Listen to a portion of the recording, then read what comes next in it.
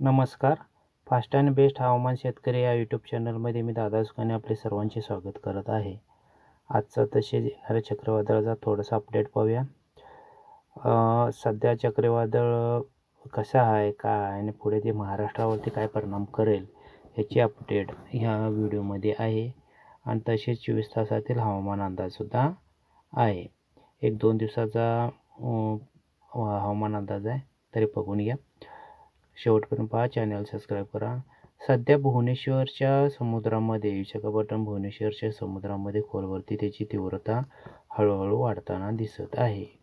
उद्या त्याची तीव्रता तीव्र स्वरूपात होईल आणि ते भुवनेश्वर म्हणजे बांगलादेश या मार्गे पुढे सरकण्याची शक्यता आहे. आणि उद्या किंवा परवा दिवशी ते संपूर्ण ढाका म्हणजे बांगलादेश, भुवनेश्वर, धनबाद ह्या भागात येऊन पोहोचेल. याची तीव्रता साधारण त्यावेळी वाऱ्याची 110 ते 120 प्रति किलोमीटर असणार आहे. महाराष्ट्रात त्याचा परिणाम म्हणजे वारे सुसाट वारे होणार आहेत. कर्नाटकातून महाराष्ट्रातून सुसाट वारे वाहणार आहेत उद्या. आणि सकाळचं दुपारनंतर जर पाहायला गेलं तर वाऱ्याची तीव्रतासुद्धा वाढेल. म्हणजे असं सुसाट असं वाऱ्या कमी जास्त हेलकावा देत वाहणार आहे, कारण त्या चक्रीवादळाच्या प्रभावामुळं. आणि सायंकाळी पाहायला गेलं तर वाऱ्याची तीव्रता आणखीन तीव्र होणार आहे आणि वारा जास्त होणार आहे असं दाखवत आहे मॉडेल. एकंदरीत वाऱ्याची तीव्रता जळगाव साईडला उत्तरेकडून राहणार आहे आणि दक्षिण भागात पाहायला गेलं तर पश्चिमेकडून वारा राहणार आहे, जेणेकरून मान्सून आल्यासारखं उद्या भास होणार आहे. पण तो काही मान्सून नाही आहे, फक्त चक्रीवादळाचा तीव्रतेमुळे तसं होत आहे. चला तर आता उद्याच्या पावसाची तीव्रता किंवा आजचे पावसाची तीव्रता काय आहे बघूया. आता सध्याला सांगली आहे, पश्चिम भागात फक्त ढगाळ हवामान परिस्थिती आहे. क्वचित ठिकाणी पावसाचे ढग कर्नाटक साईडला दिसून येत आहेत. तरीसुद्धा आपण या सॅटेलाईटच्या मॉडेलनुसार तर पाहायला गेलं तर सध्याचे ढग आता कर्नाटकाचे बಳ್ಳारी, कोप्पल ह्या कर्नूल ह्या भागात, रायचूर परिसरात तीव्र पावसाचे ढग आहेत. आणि इकडं महाराष्ट्रात लातूर, औसा, निलंगा ह्या परिसरात हलक्या पावसाचे ढग दिसून येतात. आणि संपूर्ण उर्वरित महाराष्ट्रात पाहायला गेलं तर ढगाळ हवामान परिस्थिती सोलापूरच्या साईडला जास्त आहे आणि इकडे पश्चिम साईडला कोरडं साधारण हवामान दिसून येतं.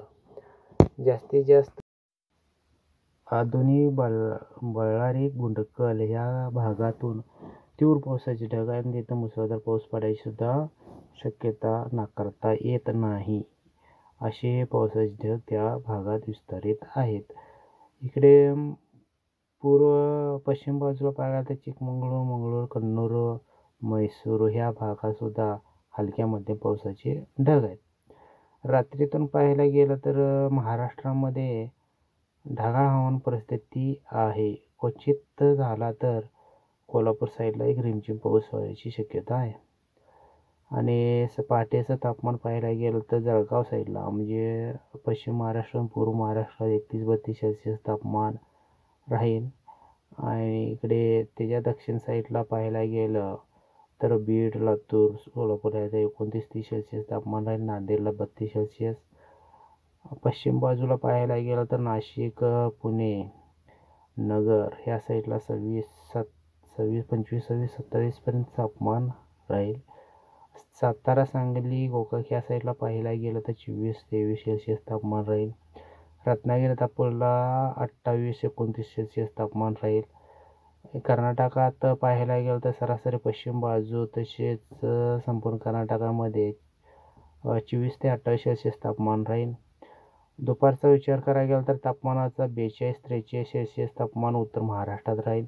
तिथं तापमान तीव्रता चांगलीच आहे. आणि इकडे दक्षिण भागात पाहायला गेलं तर 35 हुबळी साईडला, सांगली साईडला तेवढं, आणि सोलापूर आणि हैदराबाद साईडला 43-40 सेल्सिअस तापमान राहील.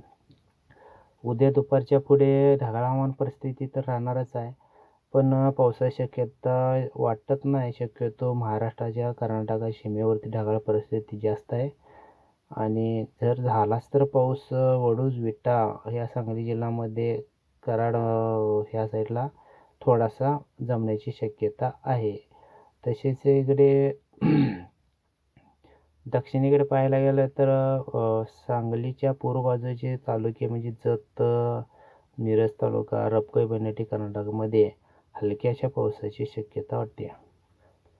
एकंदरीत ह्या मॉडेलनुसार पाहायला गेलं तर दापोली, रत्नागिरी, सातारा, अकोला, सांगली, विजयपूर, सोलापूर याला हलक्याशा पावसाची शक्यता वाटत आहे.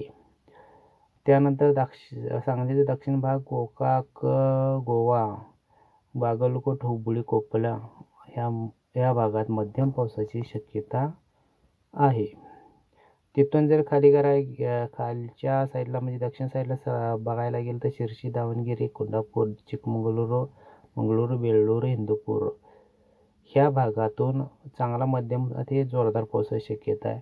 तिथूनही खाली दक्षिण टोकाला पाहायला गेलं तर कोची, मुन्नार, कोयमुतूर, मदुराई आणि काजीकोट ह्या भागात काजीकोट आणि कोची भागात अतिवृष्टी होण्याची शक्यता आहे. उर्वरित भागात मध्यम पावसाची शक्यता आहे. कोलकाता, जिथे पावसाच्या वादळाचे स्वरूप आहे तिथे भुवनेश्वर, कोलकाता, बांगलादेश ह्याचा काहीसा भाग, कोलकाता, भारताचा भाग अतिवृष्टी होण्याची शक्यता आहे.